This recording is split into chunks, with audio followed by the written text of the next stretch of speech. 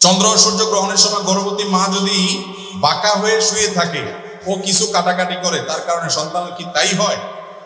কোনো মানুষকে খুন করলো, তাহলে কি তার হায়াত এতটুকু ছিল, নাকি খুন না করলে সে আরো বাঁচত? আর যদি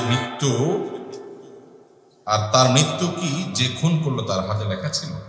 বিবাহের ক্ষেত্রে মেয়ে যদি ছেলের থেকে বড় হয়, তাকে বিবাহ করা যাবে?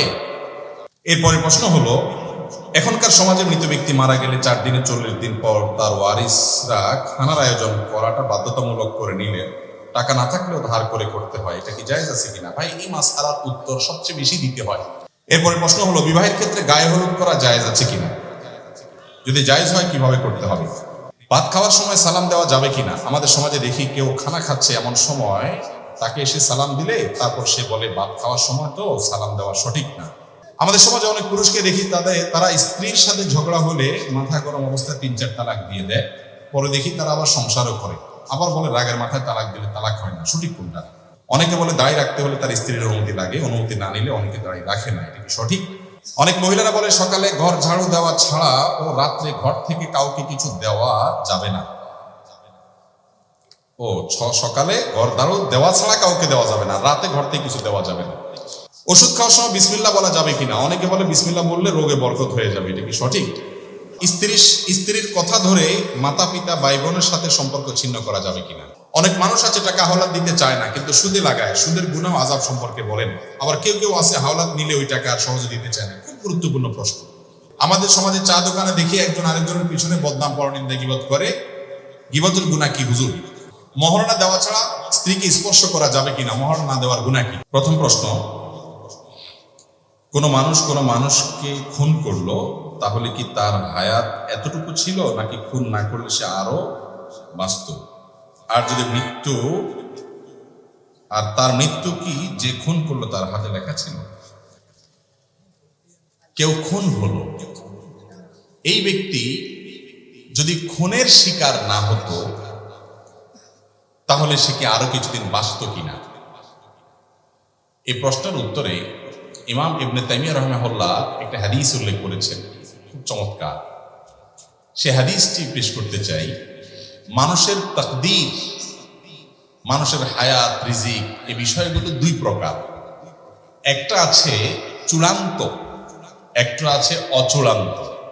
চূড়ান্ত যেটা, এই চূড়ান্ত হায়াতটার মানে হলো মানুষ টোটাল এই পরিমাণ হায়াত সে পাবে। আরেকটা হলো অচূড়ান্ত, অর্থাৎ শর্ত সাপেক্ষ। এই কাজটা করলে তার এতদূর হায়াত হবে, এটা না করলে এতদূর হবে। এটা হলো অচূড়ান্ত। এই ওনাদের কারা কথা বলে, এদের বের করেন তো ভাই, আসেন তো, 2জন ভলান্টিয়ার উঠান তো। এই কথা বলছে কে? এদেরকে উঠান তো। ক্যামেরাম্যান কারা কথা বলছে? এই চ্যানেলগুলো বাইর করেন এখান থেকে। উঠান ভাই। এতবার বলার পরে আবার কথা বলতেছে, এরা কারা? এতটুকু ভদ্রতা যদি না বুঝে, এতবার বলার পরে যদি আবার কথা বলে, এই ক্যামেরাম্যানদের নিয়ে আসে বিপদে ভাই। কালকে একটা লক্ষ্মীপুরে বললো যে নামাজ পড়ে না কতগুলো। আজকে মাগরিবের সময় ধরলাম, আমি জামাতে নামাজ পড়তেছি, এরা ক্যামেরা ভাঙতেছে, আওয়াজ হচ্ছে পুরা নামাজের মধ্যে। কিরে ভাই, এই ক্যামেরাম্যান, এই ক্যামেরা রেকর্ডের মানেটা কি? যদি আপনি নিজে নামাজ না পড়েন, শুধু ডলার কামাইলে হবে? এই ওয়াজ শুনে যদি নিজেরা আমল না করেন, কি লাভ হবে বলেন?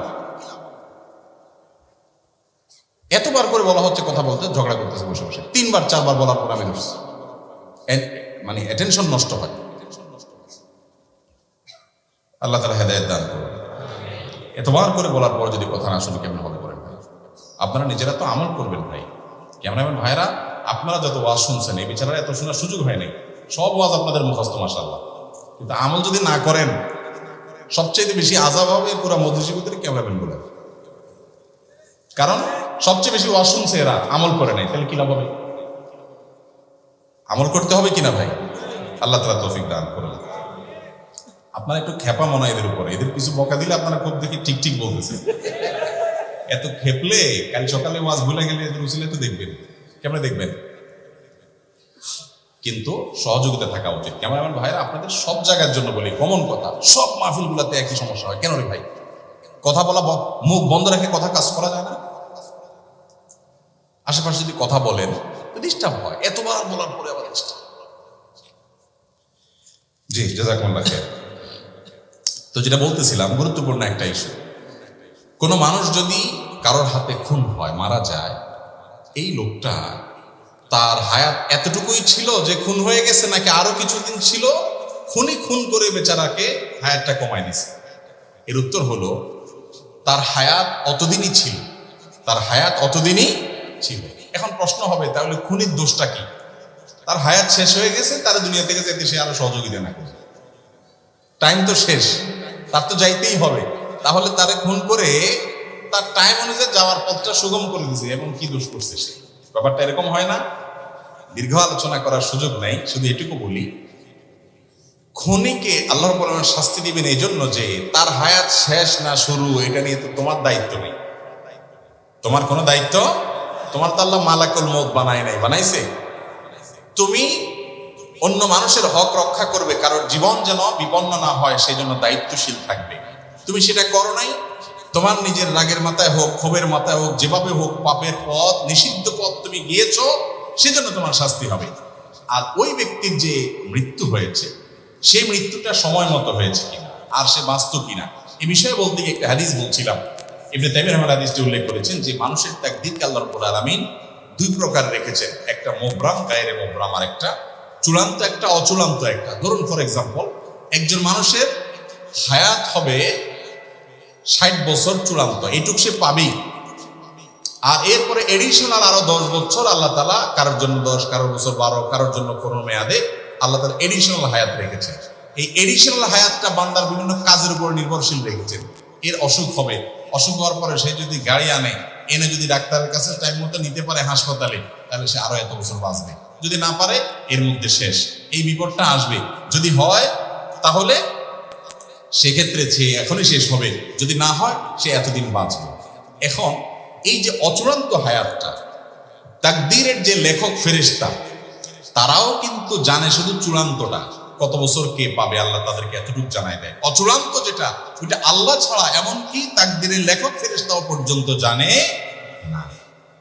কিন্তু এই যে চূড়ান্ত অচূড়ান্ত বলছি, ওটা আমাদের দৃষ্টিকোণ থেকে, আমাদের দিক থেকে, এই দিক থেকে যখন তাকাবেন, আল্লাহ রাব্বুল আলামিনের কাছে অচূড়ান্ত বলতে কোনো কিছু, বান্দার যোগ বিয়োগ করে, প্লাস মাইনাস করে, কি হবে না হবে, গাড়ি টাইম মতো আসবে কিনা, ডাক্তার টাইম মতো আসবে কিনা, এই লোক খুন করবে কিনা, খুন করতে গিয়ে খুন হয়ে যাবে কিনা, নাকি বেঁচে যাবে, কি হবে, কোথায় গিয়ে দাঁড়াবে, তার টোটাল ফিগার কি দাঁড়াবে, তার সব কিছু আল্লাহ তাআলার কাছে জানা আছে। কথা কি বুঝাইতে পারছি? তো খুনিকে আল্লাহ রাব্বুল আলামিন শাস্তি দিবেন তার অপরাধের কারণে, নিষিদ্ধ পথে পা বাড়ানোর কারণে, আর সেজন্য সে শাস্তি পাবে। আল্লাহ তাআলা আমাদেরকে বোঝার তৌফিক দান করুন। কষ্ট করতেছেন, একটা চেয়ার দেন। বিবাহের ক্ষেত্রে মেয়ে যদি ছেলের থেকে বড় হয়, তাকে বিবাহ করা যাবে, কোনো অসুবিধা নেই। বিয়ের ক্ষেত্রে পাত্রী যদি পাত্রের তুলনায় বয়সে বড় হয়, তাতে বিয়েতে কোনো অসুবিধা নাই। সচরাচর বা সাধারণ সমবয়সী বা বয়সে একটু ছোট, এইরকম মানুষগুলো বিবাহ করাই হলো আদা, এবং এটাই হলো নিয়ম। যদি কেউ এর ব্যতিক্রম করে, ব্যত্যয় করে, তাতে বিয়ে হয়ে যাবে, কোনো অসুবিধা নাই। আমাদের প্রিয় নবী সাল্লাল্লাহু আলাইহি সাল্লাম খাদিজা রাদিয়াল্লাহু তাআলা আনহাকে যে বিয়ে করেছিলেন, তখন তার বয়সের চাইতে আম্মাজান খাদিজা রাদিয়াল্লাহু তাআলা আনহার বয়স ছিল বেশি। অতএব সেখান থেকে বোঝা যায়, নিজের চাইতে বা পাত্রের চাইতে পাত্রীর বয়স বেশি হলে বিয়েতে কোনো অসুবিধা নাই। এসব বিষয়গুলোকে আমরা অনেক সময় অনেক বড় করে দেখি, এত বড় বিষয় না। হ্যাঁ, সচরাচর বা স্বাভাবিকভাবে সমবয়সী বা একটু নিজের চাইতে বয়সে কম হলে ম্যাচ করে, সুবিধা হয়, কিন্তু এটা সবসময় জরুরি না। একটু ব্যতিক্রম হলেও কোনো অসুবিধা। আজকাল আমরা এগুলোকে এমন শক্ত বানিয়ে ফেলেছি যে একজন পাত্র উপযুক্ত পাত্রী পেয়েছে, হয়তো বয়সের ডিফারেন্স খুব বেশি নাই, সব দিক থেকে পারফেক্ট আছে, শুধুমাত্র আপনার সমান সমান বয়সের, খুব কাছাকাছি বয়সের, এই অজুহাতে মুরব্বীরা ওই বিয়ে কোনোভাবে হতে দেন না। আছে না নেই? এইরকম বাড়াবাড়ি পর্যায়ে মনে করা ঠিক না। শরীয়ত যেটাকে সুযোগ রেখেছে, যদি সব দিক বেটেবালে হয়ে যায়, একদিকে স্যাক্রিফাইস তো করতেই হবে। এই ক্ষেত্রে বয়সের দিক থেকে স্যাক্রিফাইস করার মানসিকতা থাকা উচিত। আমরা আসল দিকটা দেখি না, সব নকল দিকটা দেখি। আসল দিক কোনটা ভাই? আসল দিক হলো পাত্র হোক আর পাত্রী হোক আর তার দিনদারি, তার মনুষ্যত্ব, তার মানবিক গুণাবলী, সে আল্লাহকে চিনে কিনা, আল্লাহর সাথে তার কানেকশনটা, লেভেলটা কিরকম, সে মুত্তাকি কিনা, পরহেজগার কিনা, তার খোঁটাটা কোরআন হাদিসে বাঁধা আছে কিনা, যদি থাকে তাহলে এর চাইতে বেটার পাত্রপাত্রী আল্লাহর জমিনে আর হতে পারে না। চেহারার দিক থেকে, বয়সের দিক থেকে, অর্থকড়ির দিক থেকে, অন্য সমস্ত দিক থেকে স্যাক্রিফাইস করে হলেও দিনদারের দিকটা যেন এনশিওর করা হয়। নবীজি সাল্লাল্লাহু আলাইহি ওয়াসাল্লাম আমাদেরকে ওসিয়ত করে গেছেন, ফাজফার বিজাতিদ দ্বীন, তুমি দিনদারিতা দেখে বিয়ে করবা, এই দিকটা দেখে বিয়ে করে জেতার চেষ্টা করবা, তাহলে তুমি সুখী হতে পারবা। আজ আমাদের কাছে এটা হলো সবচাইতে গৌণ। আমাদের কাছে এখন হলো মেয়ের বাপরা চায় একটা টাকার বস্তার সাথে বিয়ে দিতে, আর ছেলের বাপ মারা চায়, ছেলের বাপ মারা চায় কি একটা ময়দার বস্তার সাথে বিয়ে দিতে। ভালো বলছে, ভালো বলছে। ছেলের বাপ মা চায় টাকার বস্তা, আর মেয়ের বাপ মা চায় ময়দার বস্তা, অর্থাৎ রূপ লাবণ্য, বাহ্যিক সৌন্দর্য। ভাইরে, এগুলো চলে যায়, থাকে না। দাম্পত্য জীবনে, মানুষের সাংসারিক জীবনে চেহারার সৌন্দর্য একসময় ভেঙে যায়, অর্থকড়ি একসময় হয়তো চলে যায়, কিন্তু মানুষের যে গুণটা সবচেয়ে বেশি উপভোগ করার মতো থাকে সেটা হলো তার পার্সোনালিটি, তার ব্যক্তিত্ব। আর একজন মানুষ যখন তার রবকে রব হিসাবে স্বীকার করে, একটা জায়গায় সে আত্মসমর্পণ করে, তার সাথে চলে ফিরে উঠে বসে আপনি শান্তি পাবেন। কারণ সে হারামে যাবে না, আল্লাহর নির্দেশের বাইরে যাবে না। তার একটা ঠিকানা আছে, যার কোনো ঠিকানা নেই, নফসের গোলাম, যা খুশি তা করে। তার সাথে আপনি কোনো কাজ করে কখনো প্রকৃত এবং আসল যে প্রশান্তি সেটা অর্জন করতে পারবেন। এই জন্য দিনদারিটাকে প্রাধান্য দেওয়া উচিত। আমরা ওই টাকার বস্তা, ময়দার বস্তা দেখে বিয়ে শাদী করবো না। আল্লাহ তাআলা আমাদেরকে তৌফিক দান করুন। এরপরে প্রশ্ন হলো, এখনকার সমাজে মৃত ব্যক্তি মারা গেলে 4 দিনে 40 দিন পর তার ওয়ারিসরা খানার আয়োজন করাটা বাধ্যতামূলক করে নিলে টাকা না থাকলেও ধার করে করতে হয়, এটা কি জায়েজ আছে কিনা? ভাই, এই মাসআলার উত্তর সবচেয়ে বেশি দিতে হয় বাংলাদেশের সবচেয়ে প্রতিষ্ঠিত বিদআতগুলোর ভিতরে একটা হলো এটা, যে কোনো মানুষ মারা গেলে, যে ব্যক্তি মারা গেল, তার ওয়ারিসরা, তার ছেলে মেয়েরা, আত্মীয় স্বজনরা এলাকাবাসীকে 3 দিন, 7 দিন, 40 দিন, বিভিন্ন দিন ফিক্স করে ওই টাইমটাতে মানুষ খাওয়ানোটাকে মৃত ব্যক্তির জন্য জীবিতদের পক্ষ থেকে শরীয়ত সিদ্ধ করণীয় মনে করে, আবশ্যক মনে করে, হাওলাত করে করতেই হয়। যদি না খাওয়ায়, এলাকার লোকজন বলে, কি ছেলে মেয়ে রেখে গেল, একটু হাতও ধোয়াইল না কেন? ঠিক না ঠিক? ভাই, আপনার হাত কি আল্লাহ তাআলা প্যারালাইজ করছেন নাকি আরেকজন ধোয়া দিতে হবে? কেমন কথা এটা? আপনার হাত আপনি ধোবেন, আরেকজন হাত ধোয়াবে কেন? তার মানে খাওয়াইলো না, তাই না? ভাইরা আমার, ইসলাম আমাদেরকে বলেছে কোনো মানুষ মারা গেলে, যে মারা গেল তার ওয়ারিসদেরকে এলাকাবাসী খাওয়াবে। তার ওয়ারিসদেরকে কারা খাওয়াবে? এলাকাবাসী খাওয়াবে। এটাই সুন্নাত, নবী সাল্লাল্লাহু আলাইহি ওয়াসাল্লাম নির্দেশ করেছেন। আর আমরা কি করি? আমরা খাওয়াই। কেউ মারা গেলে তাদের মন খারাপ থাকে, রান্না বাড়া করার মতো মানসিকতা থাকে না, একটু খাবার টাবার পাঠাই। কিন্তু 2 দিন 4 দিন, 2-4 বেলা হয়তো একটা ফ্যামিলি 2-5 জন 7 জন মেম্বারকে আমরা খাওয়াই। এরপরে ওই যে 40-এর দিনের দিন সুদে আসলে পুরোটা উঠে। ঠিক না ঠিক? ভাই, মানুষ মানুষকে কখন খাওয়ায় জানেন? কখন খাওয়ায়? খুশির সময়। বিয়ে করছে, নতুন বউ ঘরে আসছে, খুশির ছোটে অলিমা খাওয়ায়। বাচ্চা হয়েছে, নতুন সন্তান আসছে, খুশির ছোটে আকিকা খাওয়ায়। ছেলে পাস করছে, ভালো রেজাল্ট করছে, খুশির ছোটে মিষ্টি খাওয়ায়, তাই না? যত খাওয়া খাওয়ার ব্যাপার স্যাপার আছে, এগুলো কখন খাওয়ায় মানুষ? খুশি হইলে। আপনার বাপ মারা গেছে, মা মারা গেছে, আপনি চিন্তা করতেছেন, যাক জমির ভাগ পাওয়া গেল, বিপদ সরছে, এবার আমি এলাকাবাসীকে খুশির ছোটে খাওয়াই। ব্যাপারটা কি এরকম? তাহলে আমি একটা কথা সব জায়গায় বলি, আপনাদেরকে বলছি, যুবকরা বিশেষ করে, আমরা এখন সবার হাতে হাতে নেট আছে। শ্রাদ্ধ লেখে গুগলে সার্চ দিবেন, শ্রাদ্ধ, তালিম বেশ রফালা আকার, পরে বড় ধ, শ্রাদ্ধ। এরপরে আপনি গুগলে যে রেজাল্ট আসবে, অনলাইনে যে নেটে আপনাকে যে রেজাল্ট দিবে, সেই রেজাল্টটা আপনি একটু পড়বেন। অনেকগুলো আর্টিকেল দেখতে পাবেন, অথেন্টিক অনেকগুলো সোর্সে। শ্রাদ্ধ বলা হয় আমাদের সমাজের হিন্দু ভাই বোনরা, তাদের কোনো মানুষ মারা গেলে তারা মনে করেন যে ওই ব্যক্তির তরফ থেকে এলাকাবাসী আত্মীয় স্বজন যদি না খাওয়ানো হয়, ওই লোকরে স্বর্গে শুধু স্বর্ণদানা দেয় এবং খানা দেয় না, এরকম একটা বিশ্বাস তাদের আছে। সেখান থেকে তারা শ্রাদ্ধ করে। ওই শ্রাদ্ধটারই একটা রূপ হলো আজ আমাদের মধ্যে আসছে, সেটা হলো মুর্দার খাওয়া। কথা কি বুঝাতে পারছি?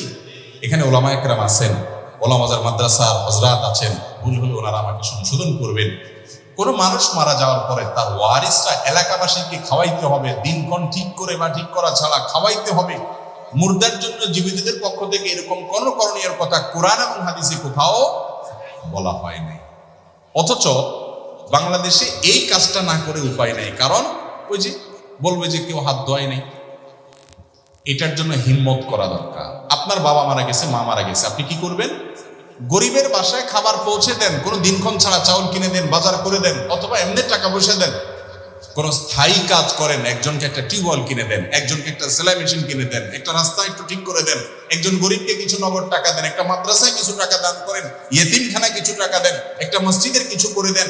আপনার ওই বাবার পক্ষ থেকে, মার তরফ থেকে তিনি সওয়াব পাবেন। কিন্তু আপনি ভিন্ন ধর্মের মানুষের ধর্মীয় সংস্কৃতিকে একজন মুসলমান হিসাবে গ্রহণ করতে পারেন না। শরীয়ত যেখানে যে ব্যক্তি মারা গেছে তার ওয়ারিসদেরকে খাওয়াইতে বলছে, সেখানে তাদের কাছ থেকে এলাকাবাসী খাওয়া এটা জায়েজ না। নাম দেয় গরিব খাওয়ানি, গরিব খাওয়ানি। আসলে কিসের গরিব খাওয়ানি? খাওয়ার সময় বলে এই গরিবরা একটু দূরে থাকো, চেয়ারম্যান সব খেয়ে নেক, তারপরে এটা কি গরিব খাওয়ানি হলো? এটা গরিবের নামে বড়লোক খাওয়ানি হলো। এটা কখনো ইসলাম আমাদেরকে নির্দেশ করে না। এটার বিরুদ্ধে আমাদেরকে সমাজে মানুষের মধ্যে সচেতনতা তৈরি করতে হবে যে কোনো মানুষ মারা গেল, বেচারারা পেরেশান, কয়দিন যাইতে না যেতে এলাকায় মানুষ খাইতেছে, মানুষ বিয়ে হইতেছে। এই কালচারের বিরুদ্ধে আমরা কাজ করবো তো ইনশাআল্লাহ। মানুষকে বুঝাইতে হবে যে এ ধরনের কোনো আনুষ্ঠানিকতা নয়। মুর্দার তরফ থেকে দান করবা, সাদাকা করবা, কোনো দিন নাই, ক্ষণ নাই, পরিমাণ নাই, যার যতটুকু তৌফিকে কুলায় এটা সাধারণ সারা বছরই করবা। এটার জন্য কোনো টাইম লিমিটও নেই। আল্লাহ তাআলা আমাদেরকে বোঝার তৌফিক দান করুন। কোরআন এবং হাদিস অনুযায়ী না চলে মন গড়া কোনো ইবাদত করলে সওয়াবের পরিবর্তে আরো কি হতে পারে? গুনাহ হতে পারে। এরপরে প্রশ্ন হলো, বিবাহের ক্ষেত্রে গায়ে হলুদ করা জায়েজ আছে কিনা? যদি জায়েজ হয় কিভাবে করতে হবে? ভাই, আপনার বিয়েতে আপনি গায়ে কি হলুদ দিবেন না মরিচ দিবেন এটা আপনার ব্যাপার। কিন্তু মনে রাখবেন, গায়ে হলুদ নিয়ে আমাদের একটা বক্তব্য আছে এবং এটা নিয়েও আপনি অনলাইনে সার্চ দিলে দেখতে পাবেন। কলকাতা, আনন্দবাজার এবং আরো বেশ কয়েকটা আপনার অথেন্টিক সোর্সে বেশ কয়েকটা আর্টিকেল আমি পড়েছি। গায়ে হলুদের এই যে কালচার আমাদের দেশে হয়, সবাই করেন কম বেশ, বিয়ে করবেন আর গায়ে একটু হলুদ মাখবেন না, এটা তো হয় না। মাখছেন, হয়তো অনেকে মাখছেন, অনেকে মাখবেন। এটার পেছনে একটা বিশ্বাস কাজ করে যে নবদম্পতির তাদের দাম্পত্য জীবন সুখকর হয় শুধু হলুদ না, দুবলা, এটা সেটা অনেক কিছু দিয়া বিশেষ কিছু কাজ করলে, মাখামাখি করলে, কোনো প্রক্রিয়ায় আপনার এই গায়ে হলুদ ইত্যাদি করলে তাতে নাকি নবদম্পতির সুখ হয়। এটা কোনো মুসলমানের বিশ্বাস? মুসলমানের বিশ্বাস। মুসলমানের সুখ এবং শান্তির মালিক কে? গায়ে হলুদের নাম দিয়া ওই অনুষ্ঠানে বেপরদিগি করে, মিউজিকের ছড়াছড়ি করে, হারামের ভিতরে হাবুডুবু খেয়ে আপনি যদি বিয়ে করেন, ওই বিয়েতে দাম্পত্য জীবনের সুখ করতে হবে, ওখানে আল্লাহর গজবটা এমনিই নাজিল হবে। কিন্তু আজ ঠিক বলতেছেন যুবক, আপনি কি পারবেন হলুদ মুক্ত এই অনাচার মুক্ত বিয়ে করতে? সে হিম্মত আছে? তাই বলে মা বাবার সাথে, মুরব্বীদের সাথে বেয়াদবি করার দরকার নেই। সুন্দর করে বুঝাই বলবেন যে বাবারে, আমার গাত হলুদ মরিচ যা মাখা লাগে আমি নিজে মাখবো, বা পুরুষরা পুরুষদের মাখবে, মহিলারা মাখবে। যদি এটাতে বিউটিফিকেশনে কিছু থাকে, যে দেখলে সুন্দর হয়, শরীরটা সুন্দর হয়, বা ত্বকটা ভালো হয় বিয়ে উপলক্ষে, ঠিক আছে, করলো। এই উদ্দেশ্যে যদি হয় তাহলে সেক্ষেত্রে যে শরীয়তের সীমানা লঙ্ঘন যেন না হয় সেদিক লক্ষ্য করতে হবে। কিন্তু যেটা হয় গায়ে হলুদের নামে, ভাই কি হয় বলেন? ছেলেদেরকে মেয়েদের অনুষ্ঠানে ছেলে মেয়ের মাখামাখি এবং হারাম মিউজিকের ছড়াছড়ি এবং অজস্র অপকর্মের ছড়াছড়ি, এগুলোর মাধ্যমে দাম্পত্য জীবনের সুখ হয় না, অসুখ হয়, আরো অশান্তি। আল্লাহ তাআলা আমাদেরকে বুঝার তৌফিক দান করুন। অনেকে আবার বলে, এখানে একটা হাদিস নিয়ে আসে, একজন সাহাবী বিয়ে করে আসার পর নবী সাল্লাল্লাহু আলাইহি ওয়াসাল্লাম বলেছেন, আরে তোমার গায়ে কালার দেখা যাচ্ছে, বিয়ে করছো নাকি? বলে হ্যাঁ রাসূলুল্লাহ, বিয়ে করছি। এইটা দিয়ে আমাকে অনেকে বলে যে তাহলে বোঝা গেছে বিয়ের সময় গায়ে কালার লাগানো জায়েজ আছে, হলুদে কালার আছে, অতএব সেটা জায়েজ আছে। তো আমি তো বলছি ভাই, কালার হিসাবে যদি আপনি লাগান, হলুদ কেন লাগাবেন? টকটকে লাল মরিচ লাগান, সমস্যা কি? এটা তো আপনার ব্যাপার। কিন্তু এটার ইতিহাস যখন আমরা ঘাঁটি, তখন তো সেখান থেকে ভিন্ন কিছু বলে। মুসলমানের সন্তান তো সেটা করতে পারে না। দুইটা জায়গাতে মানুষ ইসলামকে টানে। আমাদের দেশে মুসলমান দুই কিসিমের। কয় কিসিমের মুসলমান?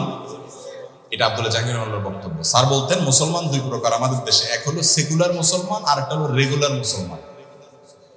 একটা হলো সেকুলার মুসলমান, আরেকটা হলো রেগুলার মুসলমান। রেগুলার মুসলমান মানে কি? ইন্না সালাতি ওয়া নুসুকি ওয়া মাহইয়ায়া ওয়া মামাতি লিল্লাহি রাব্বিল আলামিন। আমার সালাত, আমার হজ, কুরবানি, আমার উপার্জন, আমার ব্যয়, আমার জীবন মরণ, আমার সব কিছু আল্লাহর জন্য সমর্পণ করলাম। আল্লাহ যা বলবেন তা, আমার গোটা জীবন তার কাছে সমর্পণ করে দিয়েছে। এ হলো রেগুলার মুসলমান। আর সেকুলার মুসলমান হলো জুমার দিন মসজিদে যাওয়ার সময় প্যান্ট থেকে টুপিটা বের করে লম্বা করে ভাঁজ করে সুন্দর করে দিয়ে নামাজটা পড়লো। নামাজ শেষে মসজিদ থেকে বের হয়ে টুপিটা এমনি করে খুলে সুন্দর করে ভাঁজ করে প্যান্টে এমন ভাবে ভাঁজ করে রেখে দিল, ওটা টুপি ভাঁজ করা নাই, তার গোটা ইসলামটা ধর্মটা ভাঁজ করে রেখে দিচ্ছে। ঠিক না বেঠিক? আপনি কেমনে বুঝলেন টুপির সাথে ধর্ম ভাঁজ করছে? আমি বুঝছি এই জন্য যে টুপি ভাঁজ করে সে আবার চুরি ডাকাতি, 2 নম্বরে টিন চুরি, গম চুরি সব আগের মতো করতেছে। তাহলে সেক্ষেত্রে এই টুপি ভাঁজটা টুপি ভাঁজ হয় নাই, এটা তার ধর্মের ভাঁজ হয়ে গেছে। ঠিক না? ঠিক ঠিক যারা বলতেছি আমরা অনেকে এ রোগে ভুগি। আল্লাহ তাআলা আমাদেরকে হেদায়েত দান করুন। আল্লাহ তাআলা আমাদেরকে পরিপূর্ণভাবে ইসলামে দাখিল হওয়ার তৌফিক দান করুন। ভাইরা আমার, তো যে কথা বলছিলাম যে পরিপূর্ণভাবে ইসলামে দাখিল না হওয়ার কারণে এই যে সেকুলার মুসলমান যারা মনে করে যে টুকটাক দড়ি মাছ নাচুই পারে, 2-4 ওয়াক্ত নামাজ কালাম পড়লাম, একটু মাঝে মধ্যে টুপিটা বাঁধিলাম, ঈদগাহে গেলাম একটু পাঞ্জাবি পড়লাম বাস ইসলাম হয়ে গেল, এই টাইপের মুসলমান কখনো আল্লাহর কাছে নাজাতের আশা করা কঠিন। আল্লাহর কাছে নাজাতের আশা করতে পারে রেগুলার মুসলমান, যে নিয়মিত মুসলমান। ঠিক না ঠিক? অতএব এই বিষয়টাকে মাথায় রেখে মনে রাখতে হবে আমার সব কাজ হতে হবে আল্লাহর উদ্দেশ্যে। আপনি জীবনে শুধুমাত্র 2 জায়গায় ইসলামকে টানবেন। আমি বলছিলাম যে আমার দেশে বেশিরভাগ মানুষ অন্য জায়গায় ইসলাম টানে না। দোকান দেওয়ার সময় হুজুর ডাক দেয় কি জন্য? দোয়া করার জন্য, নাকি হালাল হারাম জানার জন্য? কয়জন দোকানদার আপনাদের সোনাগাজীতে আছে যে দোকান করার সময় ওলামাদের মাদ্রাসার একজন উস্তাদকে রিকোয়েস্ট করছে, হুজুর একটু আসেন, আমার এই দোকানটাতে কোন কোন কাজ হারাম হতে পারে, কোন কোন কাজ হালাল হতে পারে, আমার একটু ধরাই দেন, বুঝাই দেন, যাতে আমি হারামে না পাবো। এরকম লোক ডাকে কি জন্য? হুজুর আসেন একটু দোয়া করে দেন, আমি যে দুর্নীতি করব, আমি যে মানুষের ঠকাবো, আমি যে 2 নাম্বারই করবো, বাকির খাতায় মিথ্যা কথা লিখে রাখবো, আমি যত বদমাইশি করব, সব মিলে আমার পয়সা চাই দিন শেষে, আপনি তো দোয়া করে দেন আল্লাহ যেন অনেকগুলো পয়সা দিয়ে দেন। কি বলেন? আল্লাহ দুনিয়ার সব মৌলবী মিলে যদি দোয়া করে আল্লাহ এই দোকানে বরকত দিবে, হারামের দোকানে? কিন্তু আমরা মুসলমানরা সেটা বুঝি না। ভাই, কোনো হুজুরের দোয়ার দরকার নাই। আপনি হক হালালি চলেন, আল্লাহর কাছে নিজে দোয়া করেন, ইনশাআল্লাহ আল্লাহ তাআলা আপনার ব্যবসা বরকত দিবেন। আর আপনি হারাম খাবেন আর হুজুর যদি দোয়া করাবেন, কাজে আসবে না। আমার বোধহয় ইমামতির সময় 2001 সাল 2 সাল বা 3 সাল এরকম করে একটা সময় মণিপুরে এক মসজিদে আমি ইমামতি করতাম। একবার আমার মসজিদের সামনে একটা নতুন দোকান হচ্ছে, তো আমাকে ডাক দিয়ে নিয়েছে, হুজুর একটু আসেন দোকানে, কি হবে? দোকান উদ্বোধন হবে, আপনি দোয়া করে দিয়ে। গেলাম, মানুষজন আছে অনেক, দেখি মিষ্টি প্যাকেট আছে, শুধু হারি ধারি আপনার ধরে আপনার তাক সাজানো আছে, অন্য কিছু নাই। বললাম আমরা কিসের দোকান? তো তখন সিডির যুগ ছিল খুব বেশি, এখন তো সিডি চলে না। আমার বললো যে একটা সিডির দোকান দেবো, আল্লাহ যদি বাঁচে। আমি বাবারে, এই সে যুগে সিডির দোকান মানে কি আমরা তো সবাই জানি, তাই না? বেশিরভাগ ক্ষেত্রে আর কি সিডি মানে তো খারাপ জিনিস না, কিন্তু ব্যবহার তো সেক্ষেত্রে। তাই বললাম ভাই দোকান দেবেন সিডির, আমার আনছেন দোয়া করতে, কি দোয়া করবো বলে? আমি তো ভাই দোয়া কি করবো, আগে ভাগে আপনার সাথে কথা ক্লিয়ার হয়ে যাক, মানুষজন আসলে পরে যেন আর ঝামেলা না হয়। আমি কিন্তু দোয়া করবো 2 হাত তুলে, আল্লাহ এই ব্যবসার উপরে তোমার গজব নাজিল হয়ে যাক, আল্লাহ এটা ধ্বংস হয়ে যাক, আল্লাহ আমার যুব সমাজকে শেষ করে ফেলছে, আল্লাহ এটা যাতে মানে খুব দ্রুততার সাথে এই জন্য রাস্তায় বসে যায়। আমি তো এই দোয়া হুজুর এটা কোনো কথা বলেন? আপনি এত টাকা খরচ করে মিষ্টি আনছে, জিলাপি আনছে, আপনার টাকা আনছে, আপনি দোয়া করবেন? আমি পরে বললাম যে ভাই বুঝেন, তার সাথে রসিকতা করলাম। পরে বললাম ভাই আপনি করবেন হারাম কাজ, বেশিরভাগ ক্ষেত্রে হারাম কাজ হবে। আমি যদি আল্লাহকে বলি, আমি কেন, মক্কার ইমাম সাহেব, মদিনার ইমাম সাহেবরা সবাই আইসা যদি আল্লাহকে বলে, আল্লাহ আমরা সবাই মিলে সিদ্ধান্ত নিয়েছি তোমার কাছে সুপারিশ করার, তুমি এই বেচারার এই হারাম কাজটাতে বরকত দিও, আল্লাহ দিবে কোনদিন? আপনি এই কথাটা বুঝতেছেন না কেন ভাই? কি লাভ হবে আপনার সমস্ত দোয়া টোয়া? যদি বলেন যে দোয়া টোয়া এগুলো সব হলো আইওয়াশ, মানুষ জানবে এই দোকানে সিডি বেচা হয়, এক উসিলে আপনার সোয়াব হবে, তাহলে সেক্ষেত্রে এটা তো ধর্ম ব্যবসা হইল। এটা কি হলো? ধর্ম ব্যবসা হলো। তো এই ধরনের কাজগুলো আমাদের সমাজে আজকাল আমরা করি কি করি না? দুই জায়গায় মানুষ ইসলামকে একটু টানে, দোকানদারির সময় টানে না, চাকরির সময় টানে না, বিদেশ ছেলেটাকে পাঠাবে জিজ্ঞাসা করে না হুজুর হালাল কোনটা হারাম কোনটা। দুই জায়গায় ইসলামকে একটু টানে, এক হলো বিয়ে আর একটা হলো দাফন। দাফনের সময় মৌলভী সাহেবের ডাক দেয়, বিয়ের সময় তো হুজুর আসেন বিয়েটা পড়া, ঠিক না বেঠিক? এটা যেন ইসলাম মতো হয় এটা চেষ্টা করে, আর দাফনের সময় চেষ্টা করে। এই দুই জায়গায় যখন আপনি ইসলাম একটু মানার চেষ্টা করেন, সেখানে পর্যন্ত আপনি এত পরিমাণ ভেজাল রেখেছেন ইসলামী খুঁজে পাওয়া যায় না। বিয়ে একটা শরঈ বিষয়, একটা ইবাদত, ইসলামের একটা আমল, সেখানে আপনি গায়ে হলুদের নামে অনাচার করবেন, আল্লাহর অবাধ্য হবেন, হারাম কাজ করবেন। এই দাম্পত্য জীবনে আল্লাহ শান্তি দিবেন। একটা কথা আমি সব সময় বলি, সব জায়গায় বলি, এই যে মুরব্বীরা যারা আছেন, মঞ্চে অনেক মুরব্বীরা আছেন, দাড়ি পাকা মুরব্বীরা, জিজ্ঞেস করে দেখেন ওনাদের সাথে ওনাদের স্বামী স্ত্রীর পারস্পরিক বোঝাপড়াটা আমাদের তরুণদের মতো নাকি তার চেয়ে অনেক স্ট্রং, অনেক হেভি না?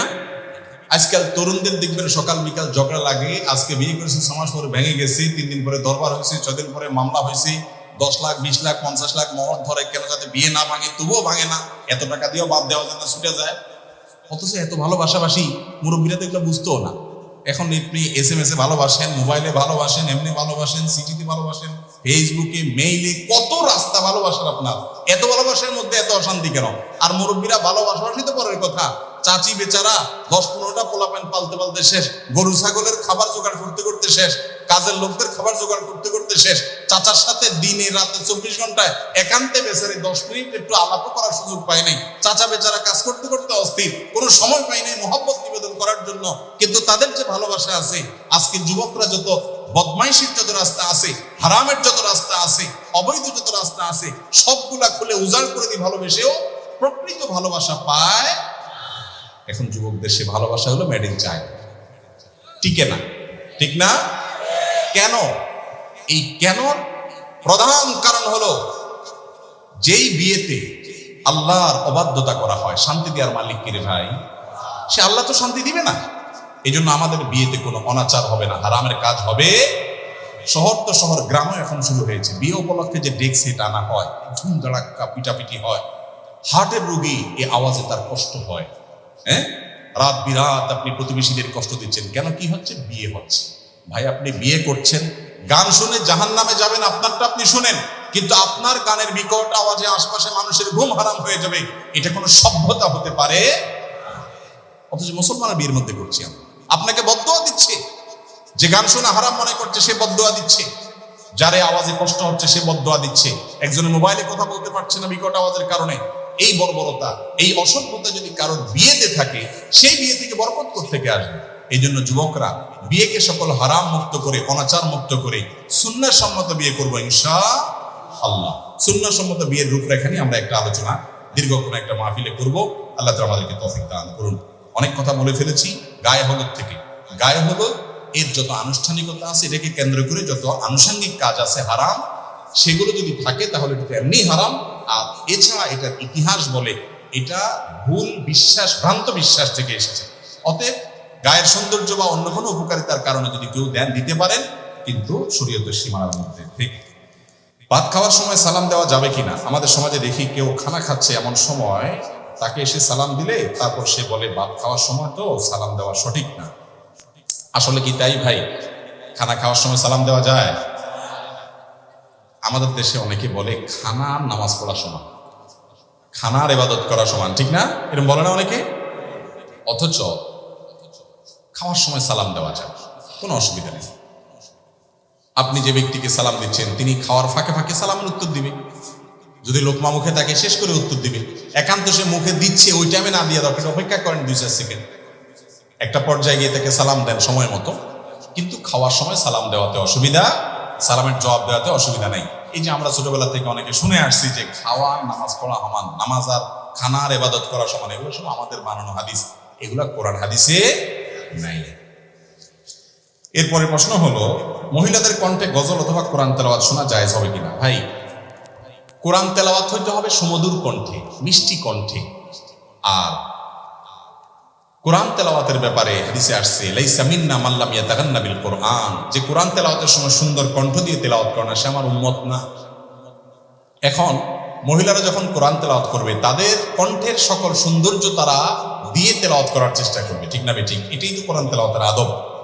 এখন যদি একজন পরপুরুষ গায়রে, যিনি পুরুষের জন্য, ওই মহিলার জন্য গায়রে মাহরাম, ওই ব্যক্তি যদি তার তেলাওয়াত শুনেন, তার কণ্ঠের ইসলামী সঙ্গীত শুনেন, ভালো খালি গলার কোনো ভালো সঙ্গীত শুনেন, তাহলে শুনতে গেলে তার কণ্ঠের যে কোমলতা, ওই কোমলতার ফলে এই ব্যক্তি এটা শোনার ফলে ফিতনায় পতিত হওয়ার আশঙ্কা আছে না নাই? এটাকে অস্বীকার করা যাবে? কিন্তু আজকাল এটাকে অস্বীকার করার মানুষও আছে, বলে না না আমাদের কোনো অসুবিধা নেই। এই লোকগুলো হয় অসুস্থ না মিথ্যাবাদী। মনে রাখবেন, আল্লাহ তাআলা সৃষ্টি করেছেন যেভাবে, নেচারটা যেভাবে করে দিয়েছেন, এর ব্যতিক্রম হয় না। অতএব আল্লাহ কোরআনে বলেছেন, যদি মহিলারা কিছু চাবে কারোর কাছে, তাহলে ফালা তাখদানা বিল কওল, তারা কথা বলার সময় কথাকে কোমল করে বলবে না, আল্লাহ নিষেধ করেছেন। এখন আমাদের তো দুনিয়া সব উলটপালট হয়ে গেছে। কিরকম? বউ আপনার স্বামীকে কর্কট ভাষায় বলে, হ্যাঁ বলো, এতবার ফোন দিচ্ছ, কি দরকারে কিছু বলবা কিনা? এরপর অন্য লোকের সাথে কথা বলে, জি ভাইয়া বলেন প্লিজ, ঠিক না? এখানে একে হাম্মামে সারে নাঙ্গি, স্বামী স্ত্রী সবারই একই অবস্থা, মহিলাদের একই অবস্থা, পুরুষদের একই অবস্থা। পুরুষ বেচারা হয়তো দোকানদারি করে, কাস্টমার একটা আসছে, ওইটা মহিলা কাস্টমার মনে করেন, জি আপা বসেন, বসেন, এই আপাকে চেয়ার দাও, আপা বলেন কি খেদমত করতে পারি, আপা কি লাগবে, খুব সুন্দর সুন্দর। একই টাইমে যদি বউ ফোন দেয়, তুমি এত ক্যাস করো কেন, তোমার কোনো কাজ কাম নাই বাড়িতে, কি বলবা জলদি বলো, ঠিক না বেঠিক? অথচ আমাদের সবচেয়ে সুন্দর ব্যবহারটা পাওয়ার কথা আমাদের স্বামী এবং স্ত্রী, জীবন সঙ্গী, ঠিক না বেঠিক? সেই জায়গায় কর্কশ, বাইরে এসে মানুষের বদমাশা, এটা উচিত না। তো কোরআন তেলাওয়াত যদি মহিলাদের কোমল কণ্ঠে আপনার করা হয়, এবং কোমল কণ্ঠে করতেই হবে, ইসলামী সঙ্গীত গাওয়া হয়, সেটা যদি অন্য পুরুষরা শুনে ইসলামী শরীয়তের দৃষ্টিকোণ থেকে সেটা জায়েজ হওয়ার কোনো কারণ থাকতে, একেবারে ছোট বাচ্চা মেয়ে হলো ভিন্ন কথা, তারা সন্তান সেটা ভিন্ন কথা। তো এরালটের জন্য এটা কিনে জায়েজ। কিছু নেক্সুরে তো ঢোকা আছে, শয়তান নেক্সুরে তো ঢোকা দেয়। কোরআন তেলাওয়াত শুনতেছি মাশাআল্লাহ, অসুবিধা কি? হ্যাঁ, এটা হলো নেক্সুরে তো ঢোকা।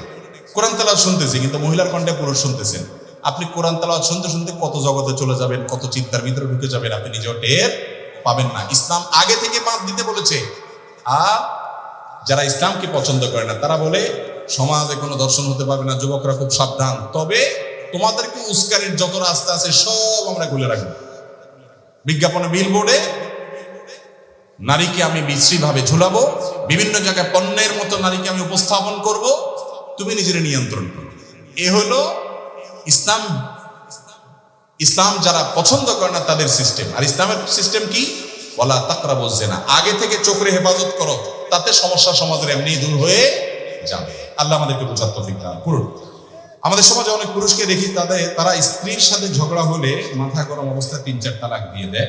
পরে দেখি তারা আবার সংসারও করে, আবার বলে রাগের মাথায় তালাক দিলে তালাক হয় না। সঠিক কোনটা? ভাই, তালাক কি রাগের মাথায় হয় নাকি হয় না?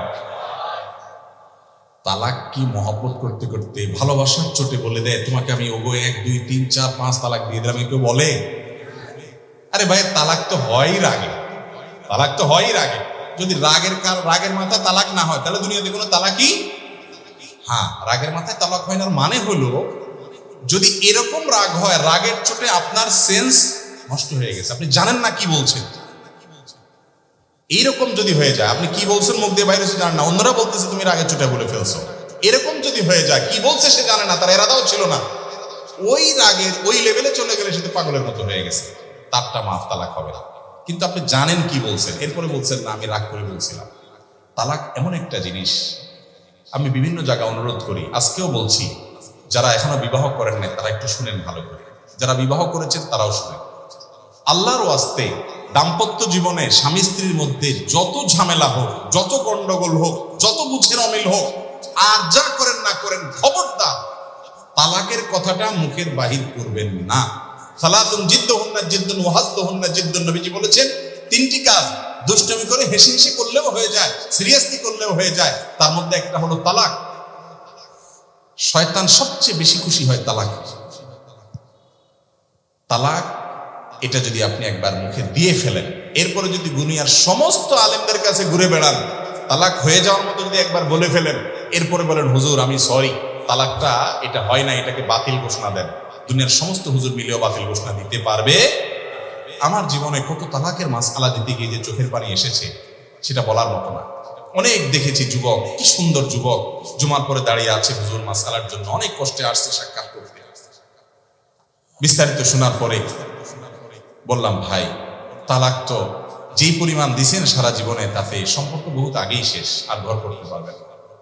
তখন চোখ দিয়ে পানি ছেড়ে দেয় যুবক, ছল ছল করে, হুজুর কোনো উপায় নাই? না ভাই, কোনো উপায় নেই। হুজুর আমি তো লজ্জিত, তওবা করছি। ভাই তওবা করে লাভ নেই, আপনি একটা ছুরি নিয়ে আমার বুকে মেরে দিলেন, আমার প্রাণ বের হয়ে গেল।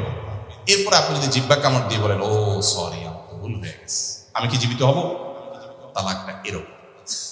করজোড় করে বলি আপনাদের, আল্লাহর ওয়াস্তে স্বামী স্ত্রী ঝগড়া হোক, গন্ডগোল হোক, পারলে দুইটা ধাক্কা দেন, অন্য আর দুই চারটা কিছু করেন, সীমা লঙ্ঘন করেন না, জুলুম করেন না। মানে রাগের মুহূর্তে একটা ধাক্কা দেন, অন্য একটা বকা দেন, বৈধ বকা দেন, খবরদার তালাকের কথা বলিয়েন না।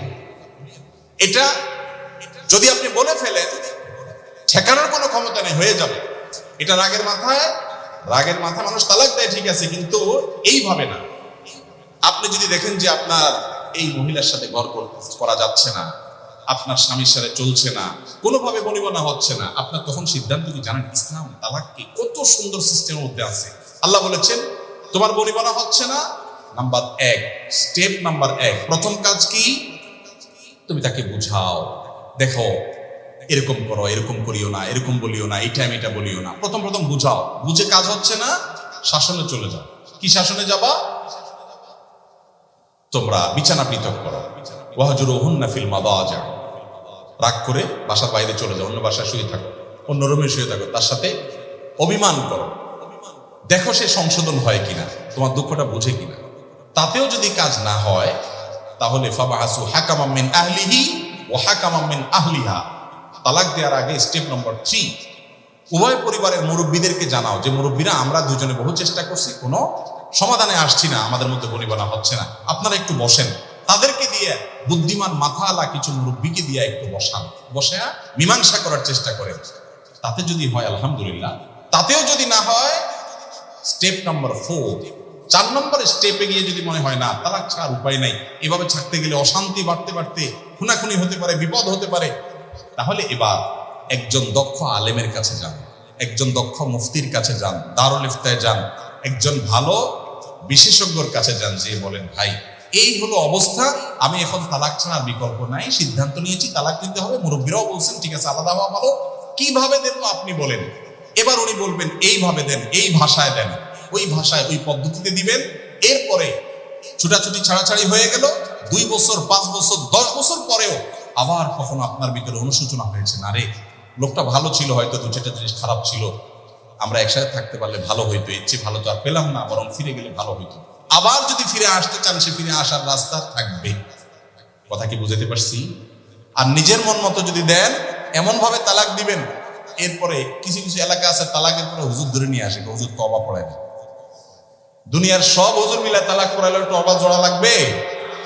একজনকে খুন করে ফেলছে, খুনিরে যদি তওবা পড়ায় একেবারে ওরে ফেরেশতা বানায় ফেলায়, ওই মরা লোকটা জিন্দা হবে কোনোদিন? তালাকটা খুব ডেঞ্জারাস। এটা আল্লাহর ওয়াস্তে কথায় কথায় বলবেন না। কথায় কথায় তালাক বলে ছোট লোকে, সেটা ছেলে হোক আর মেয়ে হোক, পাত্র হোক আর পাত্রী হোক। আল্লাহ আমাদেরকে বাঁচার তৌফিক দান করুন।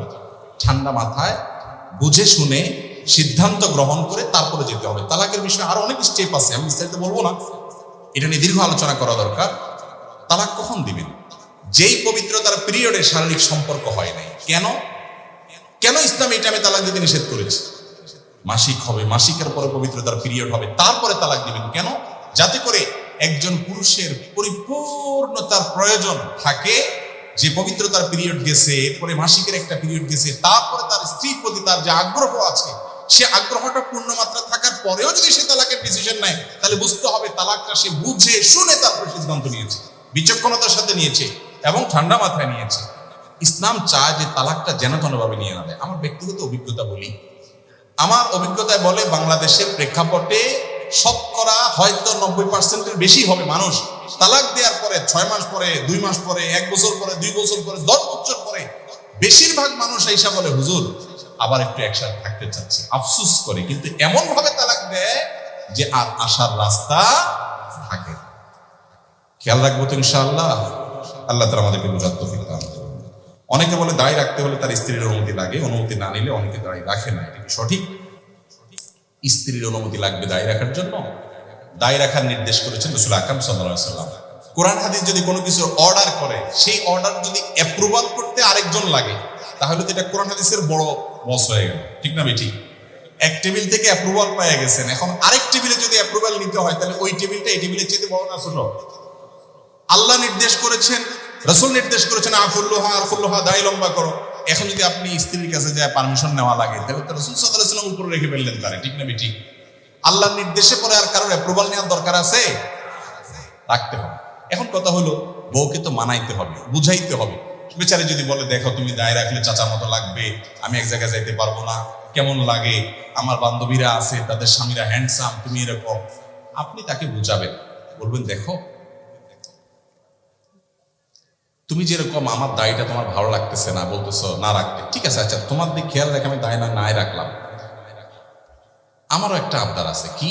সেটা হলো যে তোমার মাথার চুলগুলো আমার একেবারে ভালো লাগে না, তুমি এগুলো চেঁচে ফেলো প্লিজ, আমার ভালো লাগবে তুমি চুলগুলো চেঁচে ফেলছি। এরপর দেখেন মহিলা কি করে।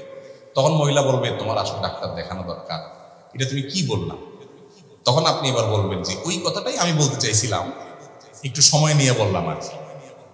যে আল্লাহ তাআলা তোমাকে চুল দিয়ে সৌন্দর্যমণ্ডিত করেছেন, ওই আল্লাহ আমাকে দাড়ি দিয়ে সৌন্দর্যমণ্ডিত। মহিলার নাই, পুরুষের আছে, বুঝতে হবে এটা মার্কা পুরুষের। মহিলাকে আল্লাহ দেন নাই, পুরুষকে শুধু দিয়েছেন। আর তো সবকিছুই প্রায় এক, মোচার দাড়ি ছাড়া সবকিছুই নখ, অন্যান্য লোম পশম সব এক, কিন্তু এই জায়গায় আল্লাহ পুরুষকে দিয়েছেন। রাখার জন্য হিম্মত করতে হবে। আল্লাহ আমাদেরকে তৌফিক দান করুন। খোলাসা কথা হলো, স্ত্রীর পারমিশন নেওয়া এখনো জরুরি না। আল্লাহ নির্দেশ দিয়েছেন রাখবেন, তবে হ্যাঁ দাম্পত্য জীবনে এক অন্যকে বুঝাই নেবেন। আমি যে পলিসি বলেছি হুবহু ওইটা আবার অ্যাপ্লাই করতে গিয়ে মাইদুর খায় না। আমি বললাম আর কি কথার কথা, স্বামী স্ত্রী খুনসুটি করবে, রসিকতা করবে, আদর স্নেহ করে ভালোবাসা দিয়ে একজন আরেকজনকে বুঝাবে, মিউচুয়াল আন্ডারস্ট্যান্ডিং মধ্যে আসবে। এরকম একেবারে কাঠখোট্টা কিসিমের হবেন না, আমি দাঁড়িয়ে রাখছি তুমি ঘর করলে করো না, বাবা বাড়ি যাও, এরকম কাঠখোট্টা টাইপের হবেন না, একটু বুঝাই নেবেন। আমি সেই কথাটা বলছি। আল্লাহ তাআলা আমাদেরকে বোঝার তৌফিক দান করুন। তা আগে থেকে যদি 18 বস্তা 9 বস্তা দেখে বিয়ে করে থাকেন, তো আর বুঝে কি কাজে আসবে? এই জন্যই তো দিনদারি দেখা বিয়ে করতে হবে। অনেক মহিলারা বলে সকালে ঘর ঝাড়ু দেওয়া ছাড়া ও রাত্রে ঘর থেকে কাউকে কিছু দেওয়া যাবে না। ও সকালে ঘর ঝাড়ু দেওয়া ছাড়া কাউকে দেওয়া যাবে না, রাতে ঘর থেকে কিছু দেওয়া যাবে না। কিছু হাদিস আছে, হাদিসটা হলো হাদিসুন নেসা। হাদিসুন নেসা বুঝেন? এগুলো আমাদের মা চাষিদের মধ্যে প্রচলিত আছে, কোরআন হাদিসে এগুলোর কোনো অস্তিত্ব। এটা হলো এরকম একটা হাদিস যে ঘর ঝাড়ু দেওয়া ছাড়া কাউকে কিছু দেওয়া যাবে না। এগুলোর পিছনে বিভিন্ন ভিন্ন ধর্মী মানুষদের বিশ্বাস আছে, কাজ করে। এরকম আরো অনেক কিছু আছে, কিছু জাল হাদিস আমি চিন্তা করছি এগুলো নিয়ে, এগুলো কেন বানাইছে, কারা বানাইছে। সৎ উদ্দেশ্যে কিছু জাল হাদিস বানাইছে, সৎ উদ্দেশ্যে জাল হাদিস বানাইলেও সেটা অসৎ কাজ, হারাম কাজ। যেমন রাতে নখ কাটলে কি হয়? রাতে নখ কাটলে ওই যে নখকুনি হয়, বাচ্চা বলছে, দেখছেন? এটা হয় সেটা হয়, দেখছেন? মুখস্থ এদের।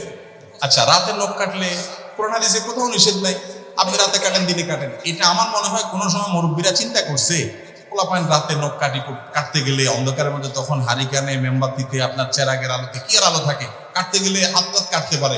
এই জন্য হয়তো পোলাপাইন একটা হাদিস বানাই দিছে আর যে রাতে নখ কাটলে এটা হয়, যাতে দিনে কাটে।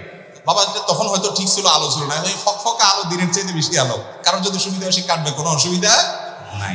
একইভাবে দেখবেন যে আপনার অনেকে বলে হুজুর শুনছি বই খোলা রাখলে, পড়ার বই খোলা রাখলে শয়তান পড়ে ফেলে। আমি বলি শয়তান পড়ে ফেললে ভালো তো, এটা মানুষ হয়ে গেলে তো ভালো, যদিও শয়তান পড়ে শয়তানই করবে।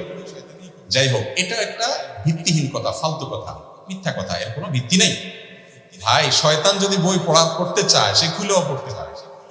আর শয়তান সে তার জন্ম হয়েছে কত আগে, তার সব মুখস্থ, আপনার বই পড়ার দরকার নাই তো, শুধু পরীক্ষা দিবেন।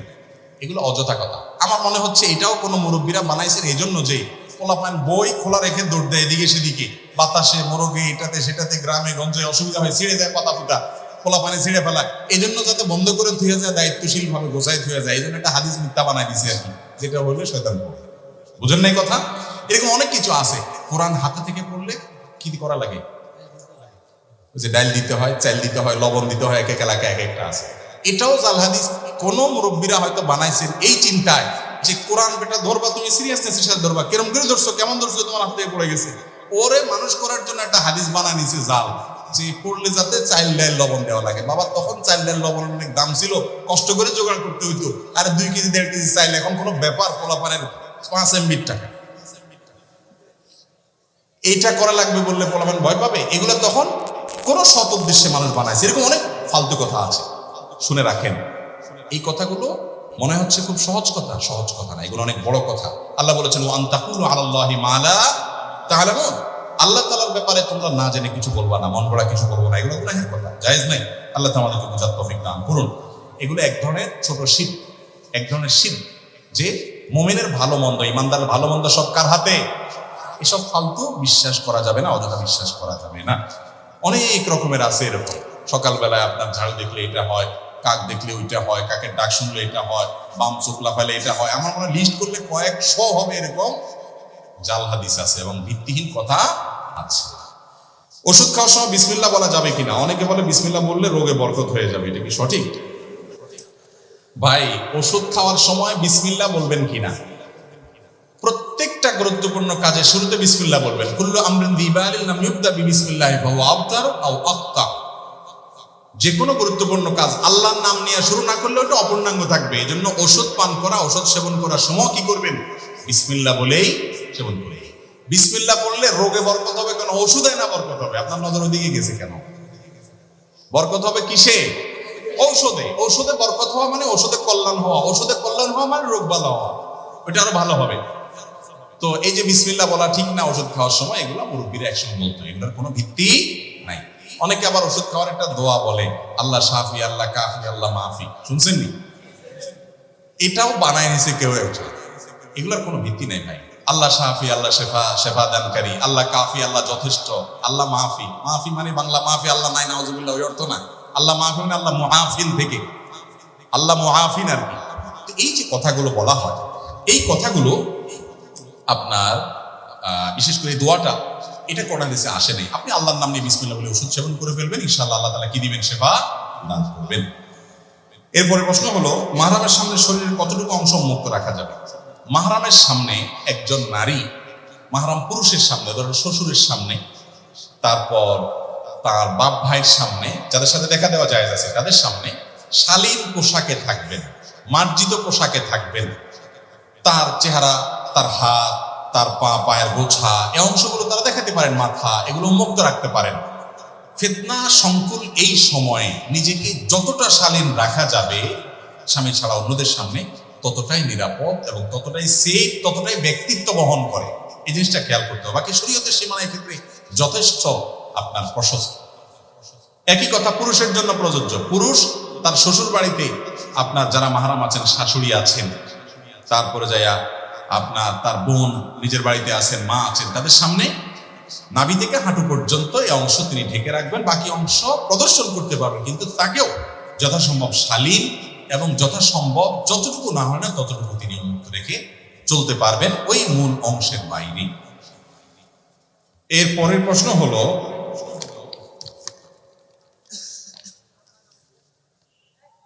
কারোর সাথে স্ত্রীর কথা ধরে মাতা পিতা ভাই বোনের সাথে সম্পর্ক ছিন্ন করা যাবে কিনা? কি বলেন, যাবে?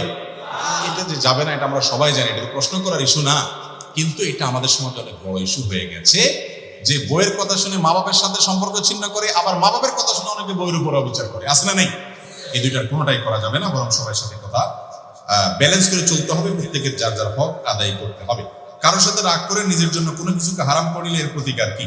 কারোর সাথে রাগ করে যদি আপনি নিজের জন্য কিছু হারাম করেন, এটা জায়েজ নাই। লিমা তুহাররিমু মা আহাল্লাল্লাহু লাক, আল্লাহ যেটা হালাল করেছেন সেটাকে নিজে হারাম করা যাবে না। যদি আপনি কোনো খারাপ কাজের নিয়ত করেন যে আমি এটা করব সেটা করব, ভুল নিয়ত করেছেন এবং সেটা মান্নত যদি হয়, মান নাযারা আন ইয়াসি আল্লাহ ফালা ইয়াসিহি, যে ব্যক্তি মানত করলো আল্লাহর অবাধ্য হওয়ার, খারাপ কিছু করার, সেই মানত কি করবে না? পুরা করবে, এটা ভঙ্গ করবে এবং কসমের কাফারা দিয়ে দিবে, 10 জন মিসকিনকে খাওয়াবে বা 3 দিন রোজা রাখবে। অনেক লোক বাহিরে চলাফেরা, কাজকর্ম সব স্বাভাবিক করতেছে, কিন্তু মসজিদে চেয়ার নিয়ে নামাজ পড়া কতটুকু সঠিক? এই প্রশ্ন উত্তর বিভিন্ন জায়গায় দিয়েছি আমরা। যদি সে মাজুর হয়, একান্ত মাজুর হলে কি করতে পারবে? মসজিদে চেয়ারে বসে নামাজ পড়তে পারবে, দাঁড়ানো বা বসা। ভাই, প্রশ্ন উত্তর শেষ করে দিব। তাহলে কেউ ঢুকতেছেন, কেউ উঠতেছেন, ব্যাপার কি রে ভাই? জি, এরপর প্রশ্ন হলো, কোনো কারণে একটা রোজা মিস হলে কয়টা রোজা রাখতে হবে? একটা রোজা মিস হলে রোজা রাখতে হবে কয়টা ভাই? একটাই। যদি আপনার অসুস্থতার কারণে হয় তাহলে তো আল্লাহ তাআলা মাফ করবেন, আর ইচ্ছাকৃত যদি না রেখে থাকেন আল্লাহর কাছে মাফ চাবেন, তওবা করবেন। আর কাজা হিসেবে কয়টা রাখতে হবে? একটার জন্য একটাই রাখতে হবে। আর এরপরে প্রশ্ন হলো, রাসূল সাল্লাল্লাহু আলাইহি সাল্লাম ছাড়া কোনো পীর বা ব্যক্তির নামে দরুদ পড়া যাবে কিনা?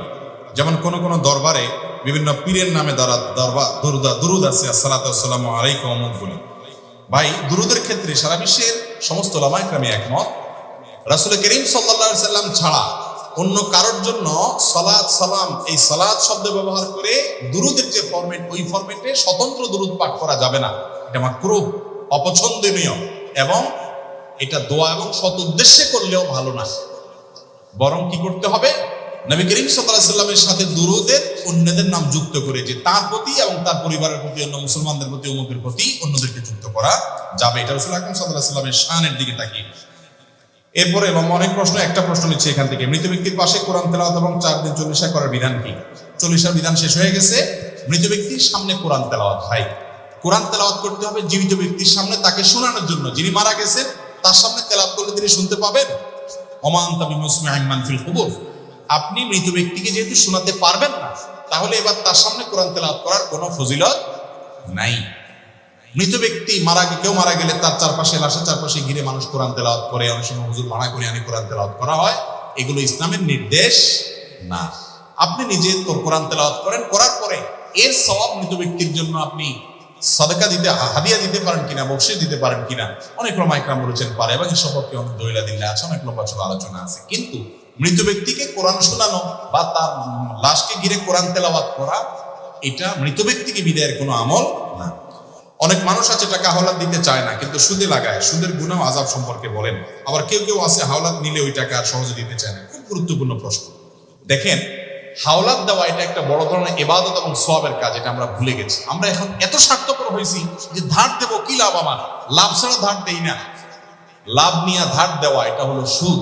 সুদকে আল্লাহ তাআলা হারাম করেছেন। আপনি তাহলে ধার কেন দিবেন? ধার এই জন্য দিবেন, কোন কোন ক্ষেত্রে ধার করলে দামের সমান সওয়াব হয়, কোন কোন ক্ষেত্রে দানের চাইতে আরো বেশি সওয়াব পর্যন্ত হতে পারে যদি ধার দেওয়া হয়। এটা আজকে উঠে গেছে কর্জে হাসানা আমাদের সমাজ থেকে। কর্জে হাসানাকে প্রতিষ্ঠিত করতে হবে, তাহলে সুদ দুনিয়া থেকে বিদায় হবে। যিনি কর্জা নেন সে ব্যক্তিও আবার ঘোরাঘুরি করেন, টাকা একবার নিতে পারলে এরপরে ওর পিছে পিছে পাওনাদার বেচারা ঘোরা লাগে, ঠিক না বেঠিক? মনে হয় যে ভিক্ষা চাইতেছে, এরকম একটা অবস্থা। নবী করিম সাল্লাল্লাহু আলাইহি ওয়াসাল্লাম বলেছেন, তোমাদের মধ্যে সবচেয়ে ভালো মানুষ সে যে ব্যক্তি লোন পরিশোধ, দেনা পরিশোধের মধ্যে ভালো মানুষের পরিচয় দেয়, টাইম মতো পরিশোধ করে। চেষ্টা করবো তো ইনশাআল্লাহ। লোন নিতে হবে, কাউকে হাওলাত দিয়েছেন, দেয় না দেয় ভয় আছে, শরীয়ত বন্ধকের সিস্টেম রাখছে, কিছু বন্ধক রাখেন, ওই সমমূল্যের জিনিস রাখেন, যদি সে গড়িমসি করে ওইটা বিক্রি করে টাকা উঠে দিতে পারবেন, তাহলে তো সমাধান হয়ে গেল। এই জন্য হাওলাত দেওয়ার সিস্টেমে আমাদেরকে আসতে হবে। এটা দুনিয়া থেকে বিদায় হয়ে যাওয়া একটা ইবাদত। ভালো মানুষরাও আজকাল হাওলাত দেয় না, কারণ স্বার্থ ছাড়া কিছুই করে না। আল্লাহ তাআলা আমাদেরকে বোঝার তৌফিক দান করুন। আমাদের সমাজে চা দোকানে দেখি একজন আরেকজনের পিছনে বদনাম, পরনিন্দা, গীবত করে। গীবতের গুনাহ কি হুজুর? গীবতের গুনাহ তো আমরা সবাই জানি, আল্লাহর কাছে সবচেয়ে জঘন্য পাপগুলোর মধ্যে একটা হলো গীবত করা, হারাম। নিজের আপন ভাইয়ের গোশত খাওয়া, মৃত মরা ভাইয়ের লাশের গোশত খাওয়া যেরকম ডেঞ্জারাস অপরাধ এবং নোংরামি, কোন মানুষের পেছনে তার সমালোচনা করা সেরকম নোংরামি এবং অসভ্যতা। চা দোকানগুলো বেশিরভাগ ক্ষেত্রেই আমাদের দেশে এটা চায়ের দোকান না, এটা গীবতের দোকান। এটা কিসের দোকান হয়ে গেছে ভাই? শুধু গীবতের দোকান না, এটা একটা open talk show. Open talk show বোঝেন? টেলিভিশনে যেরকম টক শো হয় 2-3 জনে, এখানে ওপেন টক শো হয়, 24 ঘন্টা টক শো চলতে থাকে, বিভিন্ন পলিটিক্যাল ইস্যুতে, হাইপোথেটিক্যাল ইস্যুতে, বিভিন্ন বিষয়, ঠিক না ঠিক? ভাইরা আমার, আপনি চার দোকানে বহু জিন্দেগি কথা বলেছেন। আব্দুল্লাহ জাহাঙ্গীর একটা কথা বলতেন, রাহিমাহুল্লাহ একটা কথা বলতেন, যে আপনি চা দোকানে বসে 20 বছর 30 বছর ধরে আড্ডাবাজি করছেন এবং বহুত গাল গল্প করেছেন। কি লাভ হয়েছে? 10 টাকার মালিক হয়েছেন, 10টা আমলনামায় সব লেখা হয়েছে, বরং গুনাহ বহুত লেখা হয়েছে। ওই টাইমটাতে নিয়ে নিজের স্ত্রীর সাথে একটু মহব্বতের কথা বলেন, আমলনামা কিছু সব লেখা হবে ইনশাআল্লাহ। কথা কি বুঝাতে পারছি? আল্লাহ তাআলা আমাদেরকে গীবতের ভয়াবহ গুনাহ থেকে বেঁচে থাকার তৌফিক দান করুন। মহারণা দেওয়া ছাড়া স্ত্রীকে স্পর্শ করা যাবে কিনা? মহারণা না দেওয়ার গুনাহ কি? মহারণা দেওয়া ছাড়া স্ত্রীকে স্পর্শ করলে জিনার গুনাহ হবে না বা গুনাহ হবে না, কিন্তু স্ত্রীকে মহারণা দেওয়াটা এটা অবশ্য কর্তব্য, স্ত্রীর হক, অধিকার। যদি না দেওয়া হয়, কিয়ামতের দিন স্ত্রী এটা আদায় করে ছাড়বে, সেদিন কেউ কাউকে ছাড়বে না। এই জন্য মানুষের কাছে, দেনাদারের কাছে, পাওনাদারের কাছে যেরকম আপনি দেনা থাকেন, স্ত্রীর কাছেও স্ত্রীর কাছে আপনার দেনা হলো মোহরের টাকা। মোহর এই পরিমাণ ধরবেন যেটা দিতে পারবেন। 10 লাখ টাকা ধরবেন, 10 টাকা আপনি বেচা যান না, এই মোহর ধরা ঠিক না। যতটুকু ধরবেন ততটুকু কি করতে হবে? দিতে হবে। আমাদের সমাজে অনেকে বলে নতুন বিল্ডিং করার সময় ঘরের কিনারে ঘরের কোনো পিলারে স্বর্ণ অথবা রূপা দেওয়া লাগে, না হয় ঘরের অমঙ্গল হয়। এটা সম্পূর্ণ শিরপূর্ণ বিশ্বাস। স্বর্ণ এবং রূপা মানুষের কোনো লাভ ক্ষতি করতে পারে না। ঘরের কোনায় স্বর্ণ দিতে হবে, মনোজ জবাই করে রক্ত দিতে হবে, এটা দিতে হবে, এটা দিতে হবে, এই সমস্ত বিশ্বাসগুলো শিরপূর্ণ বিশ্বাস। কোনো মুসলমান এগুলো বিশ্বাস করবে না। আমি ঘর করেছি বিসমিল্লাহ বলে, আল্লাহর কাছে দোয়া চেয়ে আল্লাহ তাআলা বরকত দিবেন। এই স্বর্ণ রূপা এটার পানি কোনা কাঞ্চিতে দেওয়া, এগুলোতে কোনো লাভ আসতে পারে না, কল্যাণ আসতে পারে না। যদি বিশ্বাস করে কেউ, সেটা ইমানের জন্য ক্ষতিকর, শিরকে আসগর হতে পারে, কোনো কোনো ক্ষেত্রে শিরকে আকবর পর্যন্ত চলে যেতে পারে এই জাতীয় বিষয়গুলো যদি সেরকম বিশ্বাস হয়। আমাদের সমাজে প্রায় অনুষ্ঠানে দেখি মানুষকে দাওয়াত দিয়ে তারা টেবিল নিয়ে বসে থাকে, পরে 500, 1000, 2000 দেওয়া লাগে। অনেক মানুষ টাকার কারণে দাওয়াতে যেতে পারে না, তাকে জায়েজ আছে? ভাই, কাউকে দাওয়াত দেওয়ার পরে যদি আপনি টেবিল নিয়ে বসেন, তাহলে আপনার চাইতে বাজারের হোটেলগুলো অনেক ভালো। কারণ হোটেলগুলোর সিস্টেম হলো আপনি খাওয়া দাওয়া করেন, যাওয়ার সময় ক্যাশের কাছে আসলে জিজ্ঞাসা করে কত হয়েছে, এত হয়েছে, দিয়ে দেন। বেশিরভাগ এরকমই সিস্টেমের হোটেল আমাদের দেশে, তাই না? আর এটা হলো ঢুকার সময় টেবিল চেয়ার নিয়ে খাতা কলম নিয়ে বসে আছে, ভাই আগে কি আনছেন দিয়ে যান, খানা পরে। ঠিক না ঠিক? আমি প্রায় বলি ভাই, ডাকাতি করার সময় একটা অস্ত্র রাখে, আর এরা ডাকাতি করার সময় চেয়ার টেবিল আর খাতা কলম নিয়ে বসে। বেশ কম এতটুকু। এটা হলো ভদ্র বেশে ডাকাতি।